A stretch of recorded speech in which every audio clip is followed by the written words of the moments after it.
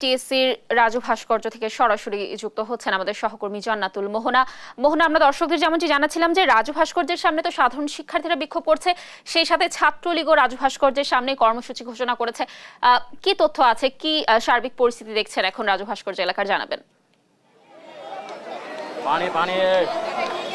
যেমনটা বলছিলেন যে রাজু ভাস্কর্যের সামনে জমায়েত হয়েছেন কোটা আন্দোলনকারী শিক্ষার্থীরা, সেই সত্ত্বে কিন্তু বেলা তিনটার দিকে এইখানে জমায়েত হবেন বা এখানে সমাবেশ করবেন ছাত্রলীগ। তো ক্যাম্পাসে এই মুহূর্তে একটি টানটান উত্তেজনা বহাল আছে এবং সেই উত্তেজনা দেখাতে চাইলেও আপনাদেরকে প্রথমেই দেখাতে চাই যে কি পরিমাণ শিক্ষার্থীরা রাজু ভাস্করের সামনে জমায়েত হয়েছেন এবং তাদের যে বিক্ষুব্ধ শিক্ষার্থীরা রয়েছেন তারা যে এক দফা দাবি নিয়ে 1 জুলাই থেকে এই আন্দোলন কর্মসূচি চালিয়ে যাচ্ছেন, তারা আজকেও সেই আন্দোলন কর্মসূচি চালিয়ে যাচ্ছেন এবং তারা এইখানে জড়ো হয়েছেন বেলা 12টার দিকে।